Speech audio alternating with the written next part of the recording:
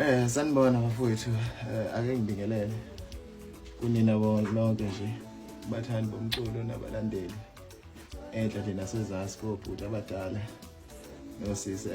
Bafowethu, cha ngilana kuzoqhamuka nenkulumo ekade ngiyikhiphe izolo. Ngicabanga ukuthi ke abaningi bayibonile kodwa mhlawumbe nabaningi abangayibonanga ukuveza ukulimala kube khona phasi kwalokhu njalo kwenkampani ekade ngikhona.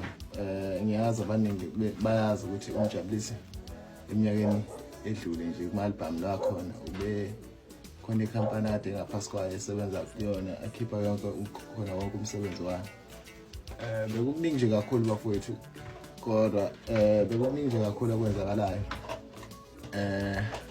Isimo sokuthemba ke imanager ke esuke khona uthola ukuthi usanda lelo themba ngoba into eziningi sekugcina nje kuzegcina sekuthinteka nemali engafuneka ukuthi ithinteke eyiqondene nami ngqo. Bafowethu, engifisa ukuveza ngoba kuhamba kwaze kwafika ekugcineni la osekujika khona izinto. Ngicabanga ukuthi la sekufike khona sekushintsha nisho iphesenti ekade likhona, kwagcina sekuthatheka amaphesenti alinganayo.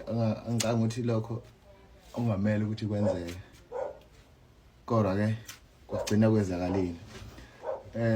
Ngibe nesinqumo sokuthi bafowethu nginivezele ukuthi kusuka njengamanje uMjabulisi uqhelile kuleyo khampani, usewumuntu ozimele. Ngicathi abaningi banothisisile kule EP engiyikhiphile ukuthi umsebenzi ungaphasi kwami nje ngqo uyimele, akekho omunye umuntu okhona emsebenzini.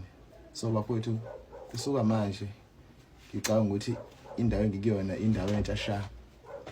Kusamele khona ke isiza, ngicathi isiza sesikhona, sekumele kube mina engikhanda ikhaya okuzoba kwelami liphethwe yimi ku-ona mina bafowethu.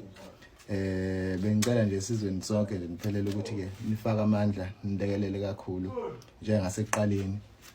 Ngiyanethemba bafowethu, ngiyazi sisuka kudala, kusuka ko-24 hours kuze kuyogcina la phezulu elokhujaneni umshini wama-hit. Kwangenela nakwi-EP. Ngiyacela bafowethu ukuthi niseke kanjalo, ningiseke njalo bafowethu. Umsebenzi kulonyaka kubalekile ukuthi i-album nginilethele ngoba ngonyaka odlula ngikwazi ukuyiletha i-album ngezimo sezimo sikade sikhona, kodwa ngiyathemba kakhulu bafowethu ukuthi kulonyaka ngiyacela ukuthi niyoseka umsebenzi i-album izoza bafowethu. Nangenjwayelo niyazi nani ukuthi ama-hit into ehlezi ikhona. Kulungile bafowethu, ngiyabonga. Bekuyilokho nje. Ngicathi okuningi kakhulu ngisazoqhamuka ngihlele isikhathi kahle ukuthi ke ngikuveze kahle sibe lapha sikwazi ukuthi ke sikukhuluma okuningi. Ngiyabonga bafowethu, bekuyilokho.